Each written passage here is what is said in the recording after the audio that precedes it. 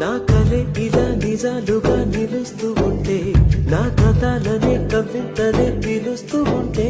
ఈ వరాలుగా ఉల్లాసమే కురుస్తూ ఉంటే, పెదవికి చంప తగిలిన చోట పరవశమేదో తోడవుతుంటే, పగలే అయినా గగనంలోన తారలు చేరేనుగా. నిజంగా